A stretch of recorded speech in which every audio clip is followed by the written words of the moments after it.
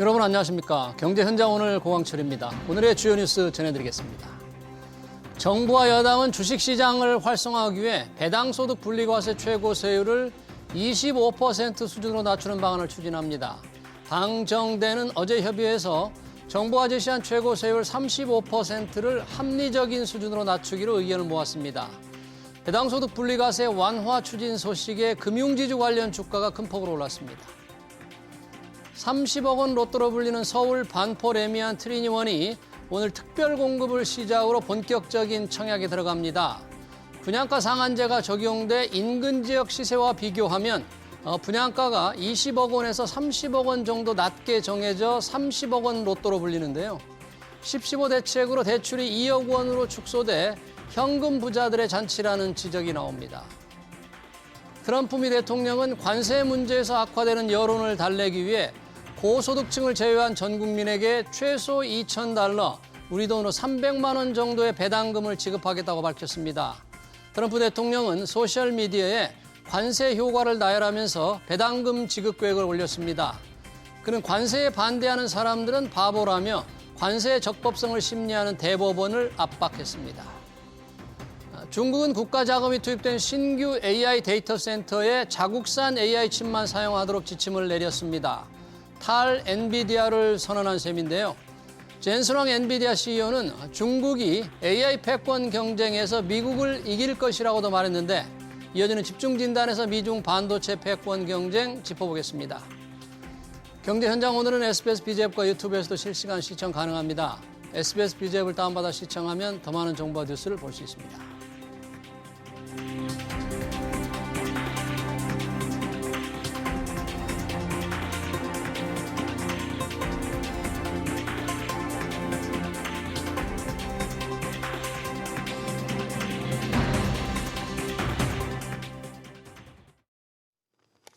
네, 미국과 중국은 관세 전쟁에서 휴전을 선택했죠. 하지만 반도체와 AI를 중심으로 한 기술 패권 경쟁은 가열되고 있습니다. AI 산업은 관련 주식의 고평가 논란으로 글로벌 증시를 뒤흔들기도 하는데요. 미중 AI 경쟁과 거품 논란까지 전문가 두 분과 얘기 나눠보겠습니다. 이재성 중앙대 AI 학과 교수, 김장렬 유니스토리 자산운용 투자전략본부장 나오셨습니다. 어서 오십시오. 네, 안녕하십니까. 자, 미국과 중국이 지금 관세에서 휴전을 했는데 기술 패권 경쟁은 계속됩니다. 얼마 전 중국이 국가 자금이 투입된 데이터 센터에는 외국산 AI 칩 사용하지 마라. 우리 중국 칩만 사용하라. 이런 지침을 내놓았다는데 좀 구체적인 내용이 어떻게 나온 겁니까? 이재성 교수님, 이 중국의 AI 칩 사용? 네.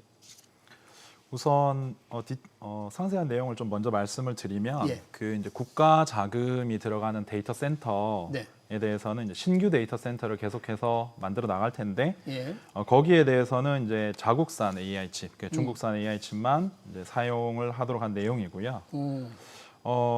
이제 보통 우리가 AI 칩을 사용한다고 했을 때 그 성능이 조금 떨어지면은 계산량 대비 비용이 조금 더 비싼데 그러면 중국산 AI 칩을 도입하는데 조금 망설일 수도 있다는 판단이 있었는지 그 전기 사용량, 에너지 사용량에 대해서 보조금까지 지급하겠다라는 내용이 거기 그렇게 이제 지원을 하겠다는 내용이 골자인 것 같습니다. 네.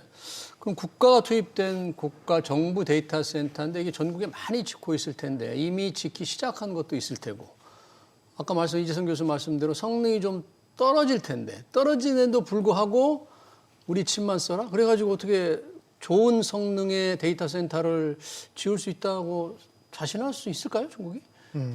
일단 지금 기존 거는 바꾸는 게 쉽지가 않겠지만은 기존 거는 전기료 인하고 하든 간에 새로운 거는 완전히 바꾸라는 거잖아요. 정부 지원을 받은 거. 그러니까 정부 지원을 안 받은 곳은 하겠죠.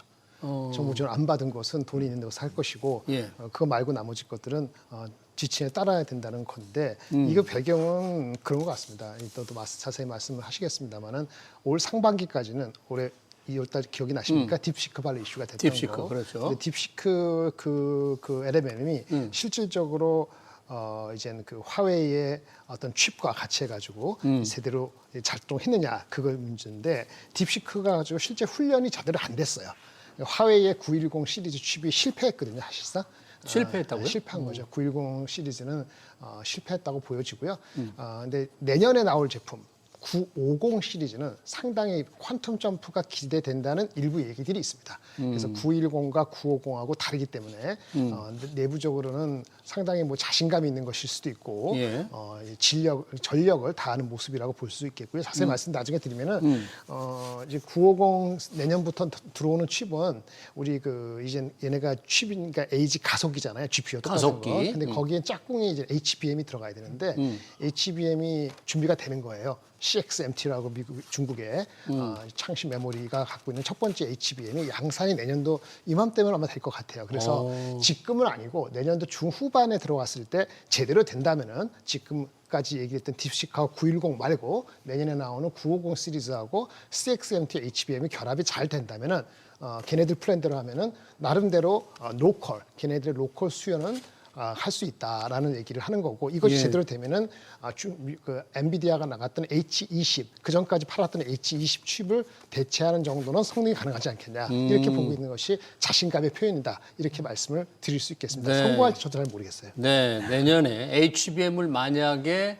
자국에서 아까 CXMT가 만든 거로 쓴다면 사실 HBM은 우리 SK하이닉스하고 삼성전자께 지금 다 시장을 장악하고 있는데 만약에 자기들 국내산으로 쓸 수 있다면 거기에도 좀 영향을 미칠 것 같은데 지금 엔비디아의 H20 이 정도 성능을 내년쯤 기대할 수 있다. 그러면 중국과 미국의 지금 AI 기술 격차 이걸 기업별로 봐야 되는지 어떻게 봐야 되는지 모르겠어요. 어느 정도로 지금 우리가 볼 수 있을까요? 어떤 면에서 이제 그 격차를 바라보느냐에 따라 좀 차이가 있을 것 같은데 예. 연구적인 측면에서 보면은 미국과 중국 사이에서 그렇게 큰 차이가 나느냐 하면은 물음표가 있는 것 같습니다. 그러니까 큰 차이가 안 난다. 큰 차이가 예전처럼 그렇게 큰 격차가 있느냐 하면 그렇지는 않은 것 같고 그리고 이제 하드웨어 쪽에서 관점에서 봤을 때는 뭐 여러 가지 논란이 있기는 한데 네. 근데 어쨌든 엔비디아 칩을 벤치마킹해서 이제 계속 꾸준히 올라오고 있고 정부에서도 이제 이 부분에 대해서 국산화시키려는 의지가 확고하다 보니까 예. 이 부분도 지금은 조금 이슈가 있을 수 있을지언정 결국은 이제 따라잡을 수 있는 그 선 안에는 들어와 있는 상황으로 좀 이해가 되고 있습니다. 네, 따라잡을 수 있는 선 안에 들어와야 되는. 따라잡겠다는 이제 의지의 표명을 지금 한 건데요. 중국에도 딥시크가 놀라겠지만 딥시크를 뒷받침하는 여러 기술 약간 화웨이도 있고요.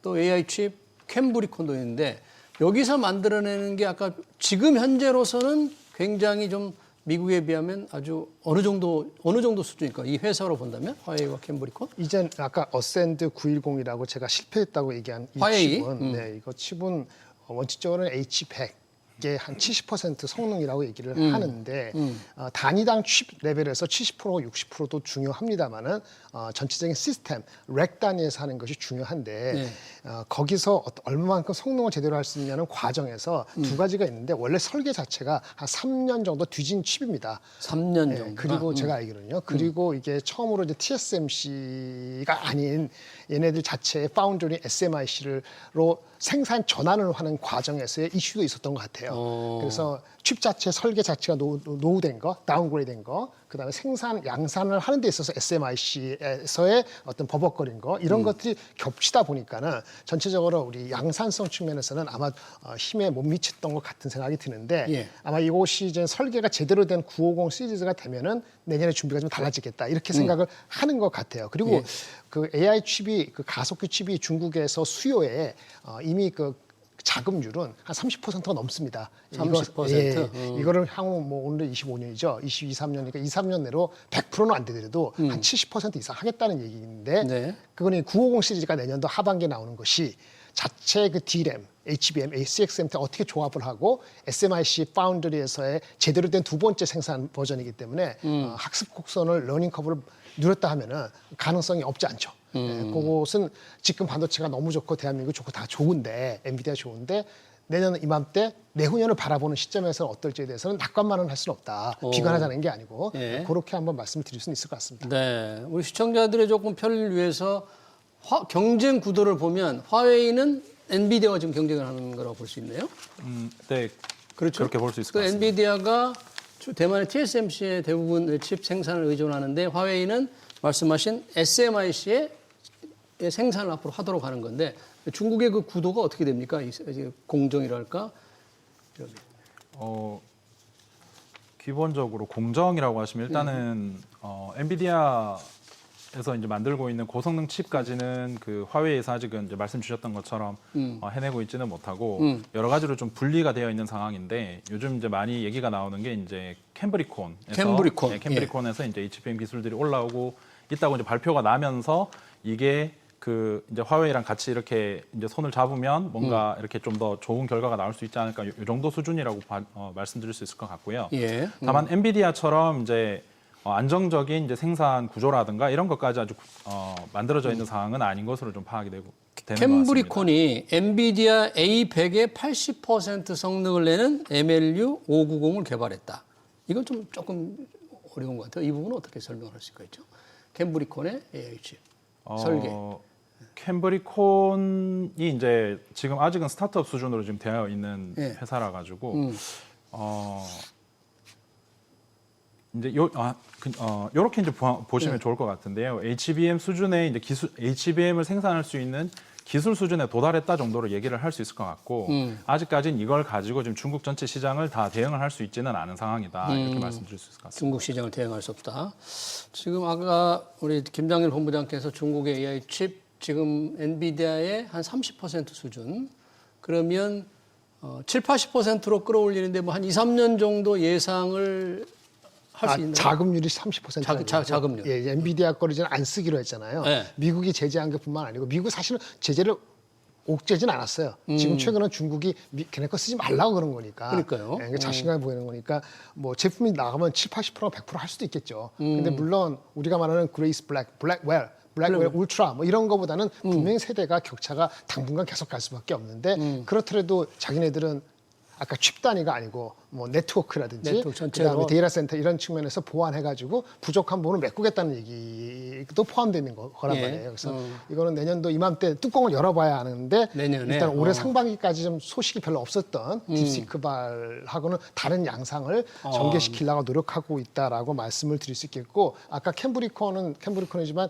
화웨이는 좀 주목하실 만한 게 화웨이가 어떤 회사입니까? 통신 장비에서 유명한 회사이기 때문에 그렇죠. 칩 단위의 그 에이지 가속기 말고도 그 단일 성능은 분명히 뭐 그레이스 블랙 엔비디아의 그거보다 성능이 4배 이상 낮다고 하더라도 얘네들이 네트워크 기술 쪽에서의 이슈가 될 수가 있어요. 네트워크 강점. 기술. 뭐 세데스라든지 인터넷 커넥트 기술이 나름대로 일각에는 있기 때문에 그걸 보완하면은 우리가 칩 단위에 부족한 것을 이제 스케일 아웃 할 때 조금 나아질 수도 있지 않을까 생각을 갖고 있는 거죠. 근데 캠브리콘은 아마 그렇게까지는 아닌 걸로 알고 있고 제가 잘 모르지만 캠브리콘은 엣지단 휴대폰이라든지 온 디바이스로 갈 때 추론형으로 조금 이제 더 특화돼서 딥스크하고 새로운 방향으로 모색을 하고 있는 것 같은 생각이 들거든요. 네. 그래서 상대적으로는 캠브리콘에 대한 깊은 어떤 그 비교는 아직은 조금 이른 것 같은 생각이 듭니다. 네.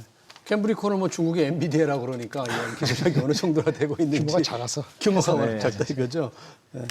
자, 젠순왕 엔비디아 CEO가 그런 말을 했네요. 중국의 AI 기술 수준에 대해서 미국과 찰나의 차이로 뒤져 있을 뿐이다. 그리고 결국 중국의 AI 경쟁에서 미국을 이길 것이다. 이 젠순왕의 경고는 뭡니까? 이게 미국의 우선 엔비디아 뭐 대중 수출을 좀 견제하지 말라는 그런 차원인가요? 아니면 정말로 어떤 우려와 걱정을 갖고 한 얘기일까요? 이거 발언은? 사실 이제 이 발언 나오고 난 다음에 조금 이렇게 조심하는 발언을 오늘인지 어제인지 아무튼 이제 하셨던 걸로 제가 알고 있는데. 그래요? 근데 어쨌든 이제 원래는 하고 싶었던 말씀은 그랬던 것 같아요. 네. 그러니까 이제 중국이 미국을 앞지를 수 있는 상황에 있다. 아까 말씀드렸던 것처럼 따라잡을 수 있는 선안에 지금 들어와 있는 것처럼 보이는데 정말 괜찮으냐 이거고.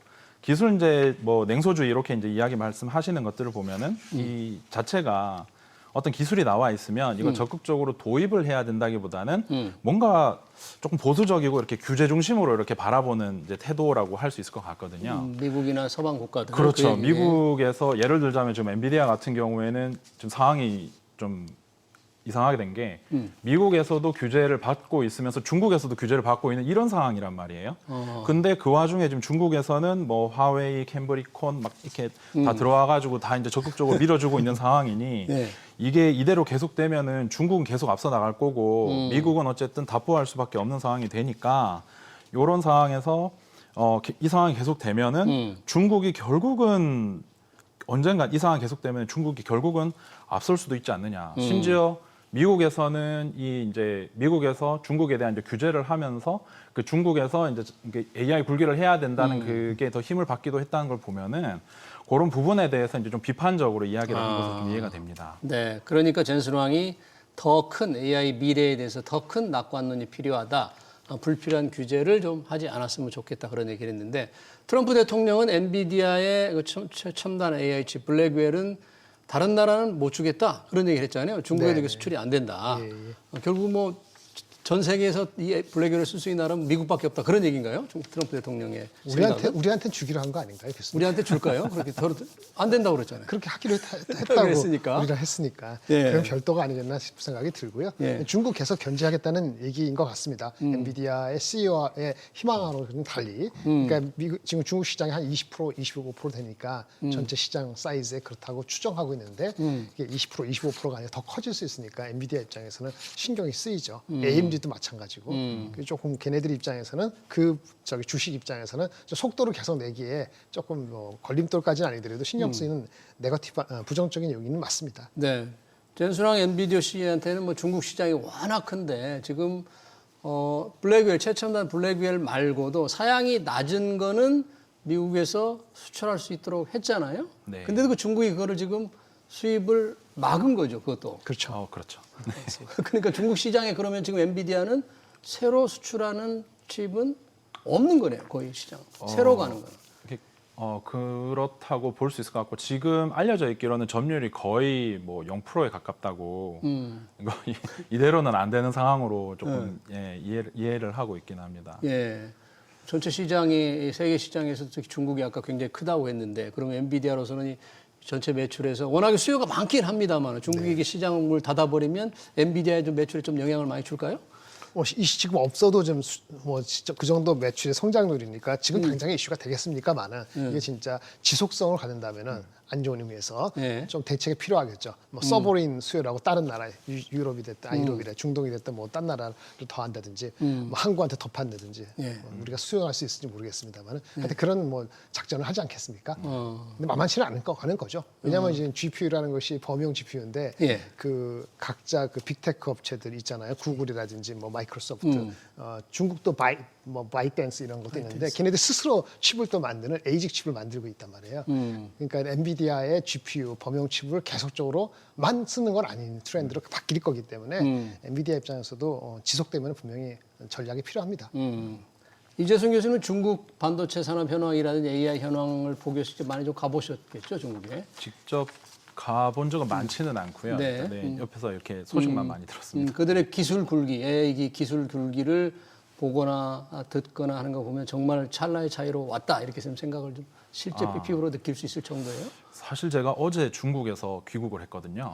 귀국을 했는데 제가 사실은 이게 이제 직접적으로 좀 와닿지는 않았었어요. 그런데 이제 여러 가지 매스컴 통해서 이제 소식을 들어보면은 아까 이제 말씀드렸던 것처럼 여러 가지 성능이라는 게 중국이 무서운 게 한번 이렇게 목표를 정하면 자기들이 멈추기 전까지는 계속 이렇게 멈출 수 없는 그런 분위기가 좀 있는 것 같습니다. 그래서 그런 관점에서 봤을 때 물론 지금 화웨이에서 지금 내놓은 이제 910 칩 같은 경우에 910 시리즈 좀 이야기가 좀 많죠. 그걸 뜯어봤더니가 뭐 다른 게 나오더라라든가 뭐 이런 얘기도 좀 있고 그래가지고 좀 스토리가 있기는 하지만은 그럼에도 불구하고 계속 이제 꾸준히 이제 간다고 하면은 여기에서는 이제 엔비디아라는 벤치마킹 대상이 분명히 있다는 관점에서 보면은 예전에 우리나라가 그랬던 것처럼 이제 기술적으로는 금방 따라잡을 수 있을 거라는 생각이 좀 들거든요. 그럼 이제 그렇게 되고 나면은 이제 이 시장이 얼마나 크게 형성이 될 수 있을 것인가에 대해서 생각을 해봐야 되는데 제가 어제도 중국에서 느낀 거지만 중국이 AI로 무언가를 하기가 너무 좋은 환경인 것 같습니다. 중국은? 그러니까 예를 들어서 그냥 핸드폰 안에서 뭐 디디 추싱이라든가 뭐 여러 가지 어플리케이션이라는 것들이 전부 다 전자적으로 다 연결이 되어 있거든요. 근데 이제 그런 부분에 대해서 이제 AI가 들어갈 수 있는 여지가 굉장히 많고 그리고 그게 굉장히 일상화돼 있더란 말이죠. 심지어 핸드폰이 없으면 그걸 뭐 아무것도 할 수 없을 정도로 돼 있다는 그런 환경이 돼 있다 그러면 그런 수요가 거기에서 계속해서 이제 만들어질 수밖에 없고 그러면 AI 생태계를 누가 먼저 구축하느냐의 관점에서는 중국이 더 빠르지 않을까? 중국은 지금 미국을 갔을 때는 그런 인상을 받긴 좀 어려우니까요, 여전히. 근데 중국은 이제 그런 부분들이 있다 보니까 예.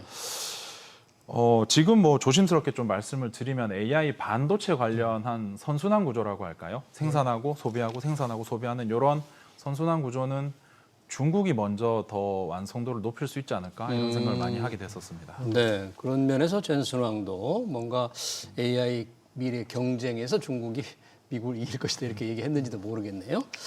관련해서 늘 지금 글로벌 증시를 짓누르는 게 AI 관련 주가의 고평가 논란입니다.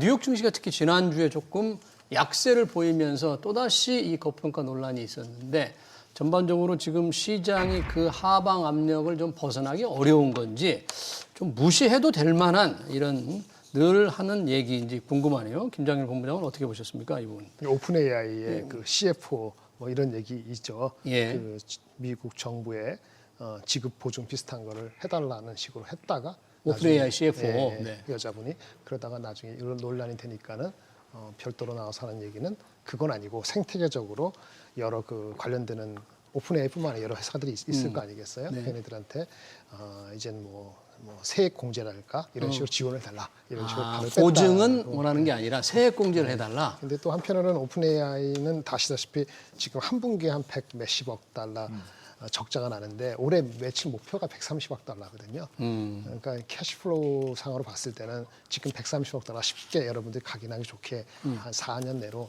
한 1,500억 달러가 돼야지 뭐 선순환 들어갑니다. 이게 10배가 되기 위해서는 그 두 가지인데요. 첫 번째 우리 그 챗GPT 있잖아요. 예. 8억 명, 4억만 본다는데 그 무료고 유료 가입자가 한 3억 명 정도 해서 얘네들이 한 2억 명 정도 자기네 거 때려가면 됩니다. 그게 쉽나요? 그게 않죠. 제일 중요한 거고 아니면은 사람들이 엄청나게 오픈 AI를 더 많이 사용해서 체류를 하는 거죠. 성인물을 허용한다든지 예를 들어서 뭐 소라2, 소라3, 소라4 나와서 거기서 뭐 3분짜리를 아무나 쉽게 만들 수 있는 게 다 확장되든지 하면 이제 토큰이 많이 달면서 사람들이 많이 체류하게 되면은 직분 레벨의 체류가 아니고 그럼 광고를 많이 때릴 수도 있고 여러 가지 다양한 걸 노력하는데 그게 만만하다고 볼 수는 없는 거니까 오픈 AI가 펀딩을 제대로 할 수 있는 어떤 그런 거가 증명되거나 하여튼 IPO를 하거나 원래 IPO를 5천억 달러 비상장이라 그러는데 생각해 보세요. 5천억 달러는 아무것도 아닙니다. 얘네가 만약에 진짜 아까 4년 내로 1,500억 달러 매출이 가능하다면 예. 그러면 한 200억, 300억 달러 이익은 나올 것이고 그러면 20배도 안 되는 회사예요. 그러니까 1조 달러 얘기도 나오는 거죠. 그런 그 IPO하고 펀딩의 그 순환이 잘 될 수 있다는 근거를 가지려면 여러분들이 많이 체류하거나 광고를 많이 때리거나 엄청 유료 가입자가 전 세계 그 인터넷 가입자 한 60억 중에서 한 5%의 3억에 얘네들이 마켓시어 60%라면 1억 8천 이런 식의 계산이 떨어져야 되는 겁니다. 그게 안 그러면 계속 얘기 나올 거예요. 근데 그렇다고 해서 AI가 버블이냐라고 하면 AI 버블이라고 얘기를 누구도 못 할 겁니다. 왜 오픈 AI가 전 세계 AI의 전부는 아니거든요. 그렇죠. 오픈 AI가 얘기한 뭐 그 엔비디아하고 뭐 또 뭡니까 스타게이트라든지 뭐 이렇게 하는 거 있잖아요. 최근에 나와서 올해만 한 게 36기가와트인데 4년에 36기가와트의 그 캐파는 우리나라 HBM 내년 캐파의 31%예요. 그러니까 전 세계 시장에서의 영향력은 한 30%는 있는 거고 나머지는 돈이 있으면 나머지는 괜찮은 거거든요. 그래서 오픈 AI가 무너져도 다른 쪽 괜찮으면 괜찮다 할 수 있는데 문제는 주가가 모든 거를 긍정적으로만 보고 다 올라갔다고 생각을 하면은 이런 그 노이즈나 아니면 신경 쓰이는 거는 그것이 해결될 때까지는 계속 나온다. 물론 거기에 혜택을 받는 삼성전자 하이닉스는 지금 대체가 없기 때문에 당장의 가격이 올라가고 그걸로 인해서 밸류가 아주 비싼 게 아니기 때문에 우리가 아웃퍼포하는 건 맞는데 그렇다고 하더라도 이렇게 27년, 28년, 29년 논스톱으로 간다고 생각을 할 수가 없죠. 불과 5개월 전에 우리가 이걸 몰랐듯이 그러니까 낙관만 할 수는 없다. 근데 당장에는 이슈가 크게 되지는 않을 것 같다. 이렇게 말씀드릴 수 있겠습니다. 저 AI 거품론이 주가 측면에서는 수시로 나오거든요. 아무리 AI 투자를 많이 하는데 말씀하신 대로 오픈 AI 같은 경우에 펀딩, 자금을 제대로 조달할 수 있느냐 이런 여러 가지 문제가 있을 수 있고 또 AI 많은 관련 기업들이 이렇게 투자를 해서 수익을 계속 낼 수 있느냐 좀 의구심이 드는 회사들도 많이 있고 그러나 돈을 또 클라우드 회사들은 계속 지금 수익을 또 현실적으로 내가고 있는데 산업적인 측면에서는 이 거품 논쟁이 주가 측면에서만 나오는 거지 산업적인 측면에서는 계속 커나간다고 봐야 돼요? 산업적인 측면에서 전 조금 긍정적으로 말씀을 좀 드리고 싶은데 그냥 있는 대로 말씀을 좀 드리자면 오픈 AI의 경우에는 기본적으로는 어떤 이제 회사가 올바로 이렇게 돌아가려고 하면은 매출이 이제 나야 되고 그렇죠. 연구 개발이 나야 되고 개발이 돼야 되고 이렇게 이게 순환 구조가 돼야 되는데 오픈 AI는 이제 누가 봐도 연구 개발 쪽에 많이 무게가 가 있는 회사라고 볼 수 있을 것 같고요. 예. 이제 카운터파트라고 얘기하는 뭐 구글이나 뭐 마이크로소프트나 이렇게 이제 올라올 수는 있기는 하겠지만 거기에 대하면 이제 훨씬 더 그렇게 될 수밖에 없고.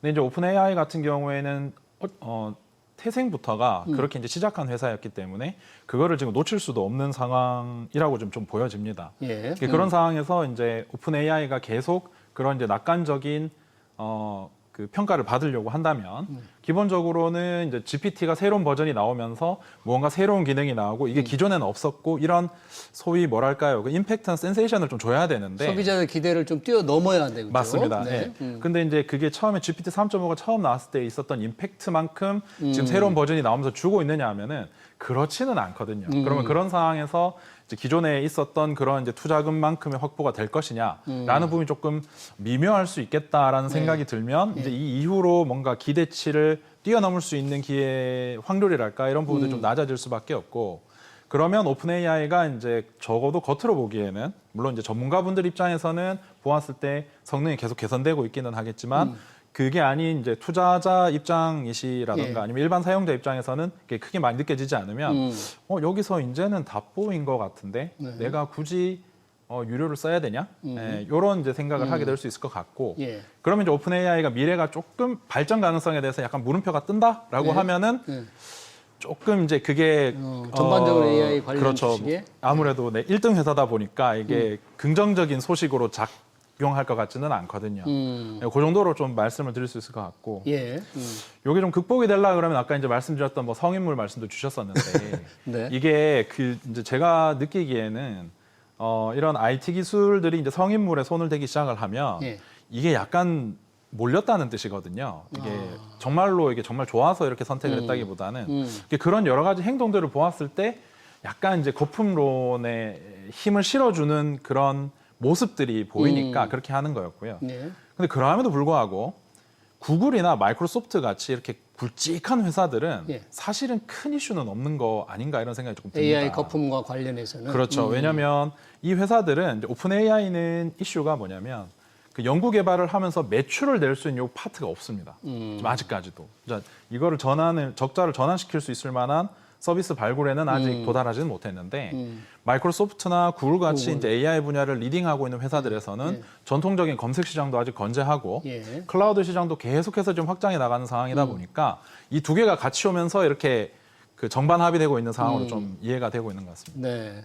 결국은 버블 논쟁이라는 게 워낙 주가가 빠른 속도로 올라가기 때문에 생길 수밖에 없는 건데 실제 앞서가는 회사들의 수익 창출 능력은 현재로서는 조금 뭐 그렇게 의구심을 갖지 않아도 되나요? 그럼 구글이나 마이크로소프트? 그래서 오히려 참 늦었다고 하는 애플을 다시 보자 이런 얘기가 나오는 것이 애플. 우리가 아까 오픈 AI는 돈이 없고 안 들어간다 그랬잖아요. 다 빚져서 하는데. 매출도 조금 근데 이제 그다음에 지난주 실적이 좋았는데 주가가 빠진 게 메타가 있어요. 메타. 메타도 돈을 법니다. 여러분들 헷갈리지 마시고 메타가 주가가 10몇 %라서 걔네가 ROIC가 Return on Investment Capital이 30%가 훨씬 넘습니다. 그런데 이슈가 뭔지 아세요?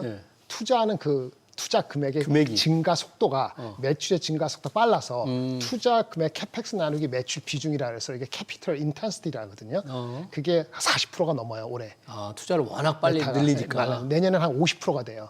그런데 아까 뭐 알파벳, 마이크로소프트, 뭐 저기 아마존 얘네 있잖아요. 얘네들은 20%, 28%, 18%예요. 그러니까 걔네들은 괜찮아요.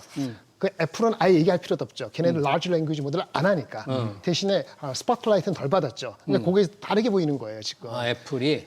그래서 우리가 어떻게 가느냐는 건데 아까 말씀하신 건 투자는 계속하고 뒤처지지 않으니까 메타는 뭐 안경도 하고 뭐 하는데 투자 거기도 많이 적자가 나서 그렇지 회사에서 ROIC 나온다니까요. 그러니까 투자 금액의 속도가 빠르다는 거예요. 그래서 그렇게 보는 거니까 아까 말한 오픈 AI가 문제가 돼 다른 회사까지 다 문제다. 이건 아니에요. 그건 아니란 얘기죠. 근데 문제는 오픈 AI 때문에 주가들이 들썩들썩한 주가들의 뭔가 문제가 있느냐 이걸 꼬나볼 수 있다는 걸 보여드리고 아까 선임을 말씀드렸는데 그거 아니더라도 좋게 보려고 하려면은 우리가 지금 생성 AI 이렇게 채찍하는 건데 그다음에 온 디바이스 휴대폰에서 AI를 하고 피지컬로 가면 되는데 그게 내년 내후년 2, 3년 아주 크리티컬한 피리어드에 그렇게 가는 데 있어서 오픈 AI나 관련되는 쪽에서 뭔가 실제 뭐가 어태치가 되느냐는 거죠. 안 되면서 주가가 올라가기는 쉽지 않다. 이게 문제가 되는 거죠. 수요가 그런 식으로 옮아서 가는 게 스무드하면은 나중에 알고 보면 이건 아무것도 아닐 수 있어요. 예. 그거를 우리가 아직 모른다는 게 이슈입니다. 네, 그렇군요. 미중 AI 패권 경쟁 그리고 AI 거품론 관련 얘기까지 토론을 마치도록 해야 될 것 같습니다. 지금까지 이재성 중앙대 AI 학과 교수, 김장렬 유니스토리 자산운용 투자전략본부장이었습니다. 고맙습니다. 감사합니다.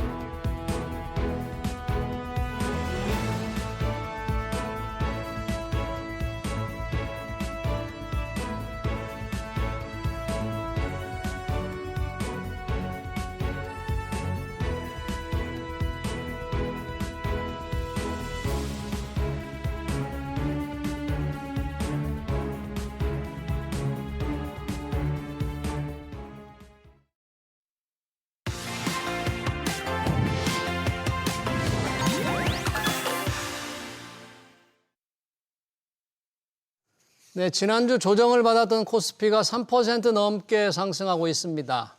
다시 4,000피를 되찾았죠.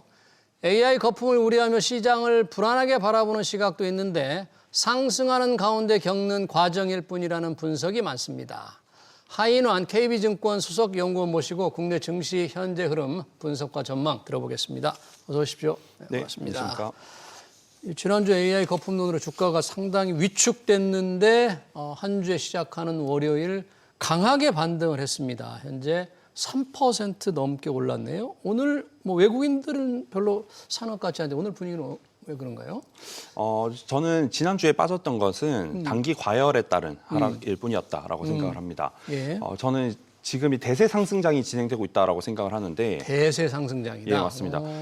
대세 상승장이라고 하면 예. 한 4, 5년 정도 동안 올라갔던 그런 사례들을 비교해 봤거든요. 네. 첫 번째 사례는 1970년대 후반. 1970년대 후반. 뭐 중동 건설붐 이런 시대였었고요.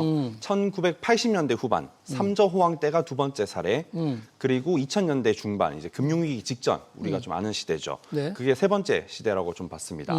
그리고 이제 그 정도 대세 상승장 말고 예. 한 2, 3년짜리 강세장들이 있거든요. 예. 그런 2, 3년짜리 강세장은 닷컴 버블 때. 그리고 이제 금융위기 직후에 2009년, 10년, 11년에 반등이 세게 나왔던 시기. 네. 그리고 가장 최근에는 20년, 21년 팬데믹 시기였습니다. 근데 제가 그 2, 3년짜리 강세장이랑 이번 올해 4월부터 올라가는 사이클을 좀 비교를 해보니까 잠깐만요. 그럼 네. 대세 상승이라고 한다면 한 4, 5년 상승이 지속된다는 전제고 네. 그 시작이 2025년 4월 정도부터 시작됐다 이렇게 보는 거예요? 대세 시작은? 상승량이라고 본다면 2022년부터 시작됐다라고 보고요. 2022년부터 시작됐다. 네, 맞습니다. 네. 사실 그때 이후로 지금의 뭐 전력기기나 이런 쪽이 계속 강세로 가고 있잖아요. 성격이 그때부터 지금 주도주를 만들어내고 있기 때문에 저는 대세 상승장의 시작은 2022년 말부터라고 생각을 하고 예. 좀 더 짧은 사이클로 본다면 올해 4월에 증시가 급락했을 때 네. 그 이후부터의 강세장을 좀 비교해 보고 있습니다. 네. 그런데 이번에 4월부터 올라가는 강세장을 비교해 보니까 말씀드렸던 한 2, 3년짜리 강세장들 뭐 그런 시기랑 정확하게 겹치는 부분들이 있거든요. 예.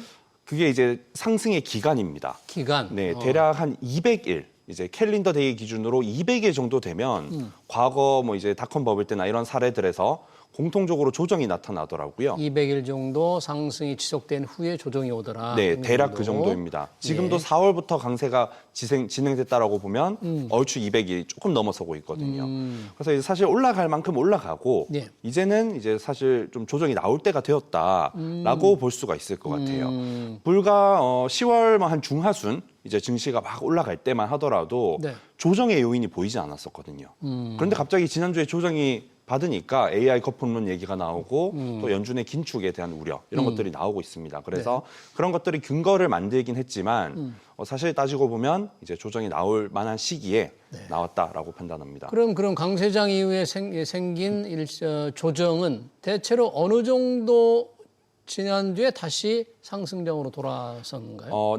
기간으로 보면 대략 한 4, 50일 정도. 4, 50일 네, 정도. 그게 저는 12월 한 초중순 정도라고 생각을 하고요. 예. 또 그때가 마침 FOMC가 있습니다. 12월 9일, 10일에 이제 12월 FOMC가 예정되어 있거든요. 예. 지금 시장의 조정 원인이 AI 거품 우려뿐만 아니라 10월 말에 있었던 FOMC에서 연준이 이제 금리를 약간은 이제 기존보다는 덜 완화적인 모습을 보이면서 조정을 받고 있는 것도 있거든요. 예. 그래서 이런 부분들이 만약에 좀 반전을 이룬다면은 다시 상승 랠리를 본격적으로 재개할 수 있지 않을까 싶고 두 번째는 조정의 폭입니다. 조정의 폭 어느 정도? 말씀드렸던 과거 세 번의 사례에서 네. 닷컴 버블 때는 고점 대비 한 22% 정도 좀 많이 빠지긴 했지만 예.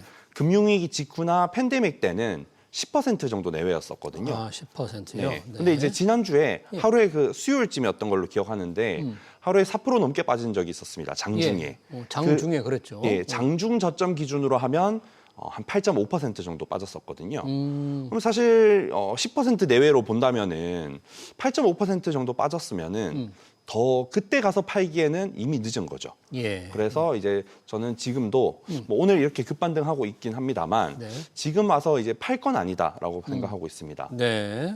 조정의 평균적으로 한 10% 정도라는데 그러면 그렇게 해서 조정을 겪고 난 이후 한 60일 정도 조정 기간을 아까 그 정도 4, 50일 정도 예. 이후에 다시 올라간다면 네. 그러면 그런 전망으로 해서 KB증권 같은 경우에는 내년 한 해 증시를 그러면 대세 상승장에서 볼 때 어떻게 예상을 하는 거예요? 대략 5,000포인트 달성 가능할 수 있다라고 판단하고 있고요. 코스피 5천이 먼 고지이고 희망사항인 줄 알았는데 그게 가능하다? 네, 어떻게 맞습니다. 그러면 어느 정도 올라야 그게 가능한 거죠? 한 20% 정도 현재 기준으로 올라가면 되는데 사실 저희가 4,000포인트라는 숫자를 경험해 본 적이 없잖아요. 그렇죠. 그래서 굉장히 빠른 속도로 올라갔다라고 느껴지지만 예. 앞서 말씀드렸던 뭐 이제 닷컴 버블 때나 금융위기 직후 또는 2020년, 21년 그때 강세장과 지금이랑 비교해 보면 사실 그렇게 더 빠른 속도는 아닙니다. 과거와 정확히 일치하는 정도 속도의 강세장이었거든요. 그래서 이제 단순히 4천이라는 숫자가 부담을 주는 것이지 예. 상승률로 본다면은 그렇게까지 부담스러운 수준은 아니었다라고 판단을 하고요. 예.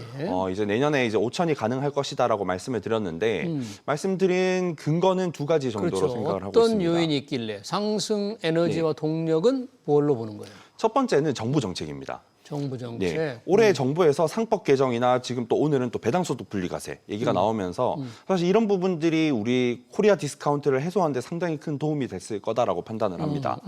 근데 저는 이제 이런 그 자본시장과 관련된 정책들은 얼추 나올 게 다 나왔거든요. 아, 이미 네, 뭐 배당소득 분리과세 이미 주가에 많이 반영이 됐다 네. 이렇게 봐야 된다는 거죠. 네. 그러면 내년에는 또 새로운 걸 봐야겠죠. 근데 그걸 정부가 시기를 맞춰서 준비를 하고 있다라고 좀 느끼고 있습니다. 어떤 게 새로운 걸 지금 준비하고 있을까요? 그걸 저는 이제 1라운드, 2라운드, 3라운드 이렇게 좀 구분해서 제 나름 표현을 하고 있는데 1라운드 정책은 올해 잘 알고 계신 상법 개정, 배당소득 분리과세 같은 것들입니다. 예.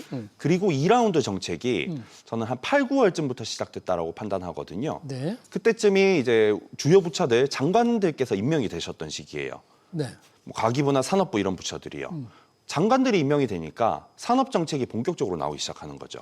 그래서 8월 말에 새 정부 경제 성장 전략이라는 정책이 발표가 됐습니다. 네. 이제 어떤 산업 정책들을 향후에 추진하겠다라는 내용이었거든요. 그리고 지금부터 이제 내년 특히 상반기까지 가장 주목해서 보는 거는 네. 이거는 제가 그냥 쓰는 표현인 건데 3라운드라고 해서 3라운드. 예, 자본 투입 정책이 본격화할 것이다라고 생각을 합니다. 자본 투입 정책? 정부가 뭐 대형 펀드를 얘기하는 겁니까? 뭐죠? 이거는 대략 네 가지 세부 내용으로 좀 나눠서 보고 있거든요. 첫 번째는 국민성장펀드입니다. 국민성장펀드. 예, 150조 원 국민성장펀드를 조성하겠다라는 게 정부 계획이고 그렇죠. 예, 여기서 15조 정도는 직접 지분 투자도 하겠다라는 계획이거든요. 스타트업 같은 데 지금 투자하는 거. 사실 대상이 어디에 있지는 모르겠습니다. 이제 AI 데이터 센터나 이런 쪽을 간접적으로 언급은 그 정책에서 언급을 했는데 네. 비상장사일 수도 있고 상장사일 수도 있는 거죠. 만약에 상장사라고 가정해 본다면 15조 원이라는 수급이 만들어지는 겁니다. 그리고 이걸 최근에 주요 금융그룹들이 이제 정책을 동참하는 그런 내용들을 발표하고 있거든요. 지금 5대 KB금융, 하나금융이 이런 네, 데 맞습니다. 적극적으로 생산금융이다 해서 발표를 하더군요. 네, 지금 5대 금융그룹이 각각 100조 원 이상씩 총 500조 원을 이제 지원을 하겠다라고 발표를 했고요. 두 번째는 올해 이제 연말쯤 12월 중하순쯤 발표될 걸로 예상하고 있는데 네. MSCI 선진지수 편입 로드맵 발표입니다. 내년에 이제 MSCI 선진지수 편입을 본격적으로 시도하기 위해서 네. 외국인 투자자들한테 규제를 완화해 주거나 이런 것들을 해나가겠다라는 게 정부 계획이거든요. 이게 또 잘 되면은 외국인 투자자들 입장에서는 좀 편의성이 개선될 수가 있겠죠. 예. 그리고 세 번째는 금산분리 완화입니다. 금산 분리 완화는 어떤 건가요? 이제 기존에는 금융, 이제 은행이나 이런 보험사들, 이런 금융사들과 산업기업들 있잖아요. 뭐 예. 이제 뭐 삼성, 뭐 현대 이런 산업기업들이 서로 지분을 보유하는데 제한이 있었거든요. 그렇죠. 근데 지금 이제 국제 정세를 보시면은 특히 이 금산분리 완화 뉴스가 본격적으로 나오기 시작한 게 10월 초에 샘 알트만이 우리나라를 방문해서 대통령이랑 만남을 가지면서 나오기 시작했습니다. 이제 다른 미국 사례를 보시면은 뭐 JP 모건이나 블랙록 같은 금융기관들이 전략 산업에 투자를 하겠다라고 네. 발표를 하고 있거든요. 근데 우리는 금산분리 때문에 그런 게 좀 제한이 되어 있습니다. 근데 지금 우리도 반도체나 이런 산업들 계속 키워가야 되는 거잖아요. 그렇죠. 그래서 이걸 완화해서 금융자본이 그런 산업을 지원해 줄 수 있게 해주겠다라는 겁니다. 그리고 금산분리 완화. 네 번째는 그 퇴직연금 기금화. 퇴직연금. 네. 네. 네. 지금 이제 시청하시는 분들은 주식에 대해서 관심이 좀 많으실 테니까 네. 아마 DC형 이런 것들로 운영하고 계신 분들이 많으실 텐데 국가 전체로 보면 DB형 이제 회사에서 알아서 해주는 거죠.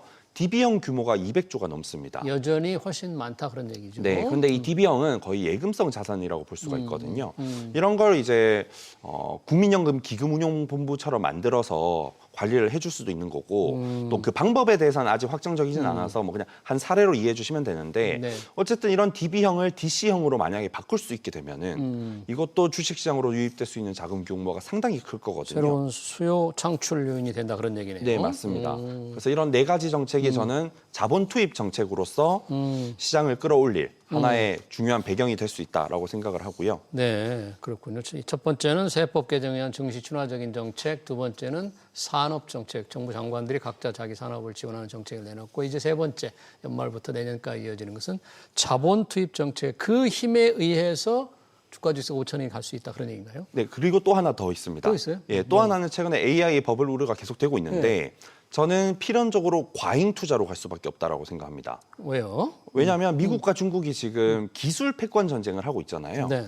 이거는 과소 투자보다 죄송합니다. 과잉 투자보다는 과소 투자의 위험이 훨씬 더 큽니다. 왜냐하면 과소 투자를 해서 상대국보다 기술이 뒤처질 경우에는 패권을 잃을 수도 있는 거거든요. 정치적인 문제죠. 과잉 투자를 하면은 또 이제 여러 가지 문제가 파생될 수는 있겠지만 그건 경제적인 문제입니다. 그래서 패권을 잃는 게 훨씬 두려울 것이기 때문에 여러 문제가 있을 것임에도 불구하고 과잉 투자를 필연적으로 할 수밖에 없고 지금 미국의 흐름을 보면 말씀드렸던 JP 모건이 전략 산업에 투자하는 그리고 우리나라한테도 투자하라고 압박을 한 거잖아요.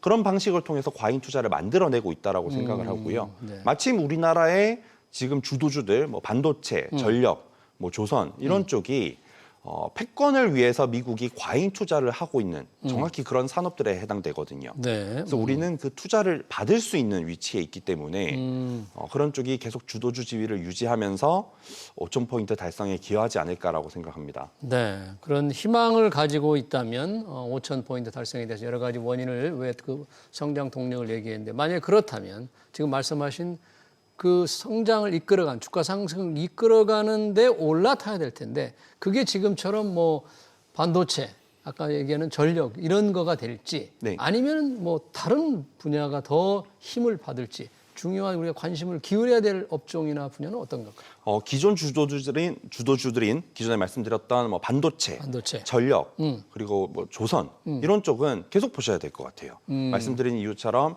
필연적으로 과잉 투자로 갈 수밖에 없기 때문에 그 투자를 받으면서 실적이 계속 더 개선되면서 주가가 그를 반영할 거라고 생각을 하고요. 예. 두 번째는 이제 또 배당소득 분리과세가 이제 도입이 되면은 네. 사실 내년부터 최고세율을 지금 낮출 거라는 거죠. 맞습니다. 네. 내년부터 도입이 되는 거거든요. 그러면 배당을 많이 주는 그런 기업에도 계속 관심을 가져야겠죠. 예. 그게 이제 사실 올해 또 주도주 중에 하나였던 증권주. 증권주. 네. 네. 사실 또 증권주는 네. 대세 상승장 때는 주식시장이 좋으면 이제 시청하시는 분들도 계속 거래를 하실 거잖아요. 그러면 증권사들이 돈을 많이 벌 수밖에 없습니다. 그래서 이제 증권주도 관심을 가져보시고 자동차도 저는 좀 관심을 갖고 보고 있고요. 네. 그리고 이제 세 번째는 네. 조금은 약간은 더 새로울 수도 있는 건데 네.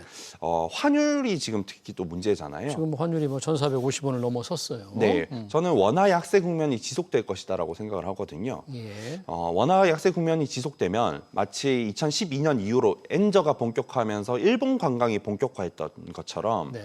우리나라로의 인바운드 관광도 본격화할 것이다라고 생각을 합니다. 네. 그래서 거기에서 수혜를 받을 수 있는 산업들도 뭐 예를 들면 카지노 같은 것들이 될 수가 있겠죠. 네. 뭐 그런 산업들에 대해서도 관심을 가져보시면 어떨까라고 말씀드릴 수 있겠습니다. 그러네요.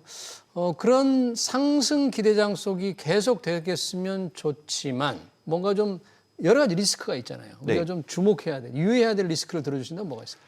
가장 큰 것은 인플레이션 리스크라고 생각합니다. 인플레이션. 네, AI 버블 우려가 지금 제기가 되고 있는데 사실 버블 그 자체가 문제가 아니라 항상 버블이 터지는 것은 인플레이션이 발생하고 그에 따라서 중앙은행이 금리를 인상했을 때 그렇죠. 그 버블이 터지기 마련이거든요. 그런데 이제 버블은 조금씩 형성되고 있는 것처럼 보이긴 합니다. 뭐 오픈 AI, 그 AI 순환 투자 이런 얘기들도 좀 나오고 있고, 그러니까요. 또 10월 말에는 그 메타가 회사채를 발행해서 AI 투자를 발표를 했잖아요. 그래서 이제 레버리지가 끼기 시작한 거죠. 그래서 이제 연준이 금리를 인상하는 시기, 그게 내년 인상까지는 아니더라도 일단 금리 인하를 멈추는 시기는 내년이 될 거거든요. 내년에. 네, 그래서 네. 내년 한 중반이나 하반기에는 그런 리스크가 내재되어 있다는 것도 한번 참고해 보시면 좋을 것 같습니다. 네, 연준의 통화 정책은 중요한 리스크가 될 수 있다는 점으로 대화를 마쳐야 될 것 같습니다. 최근 시장 동향과 코스피 5천의 희망 잘 들었습니다. 지금까지 하인환 KB증권 수석 연구원이었습니다. 연구원님 고맙습니다. 감사합니다. 네.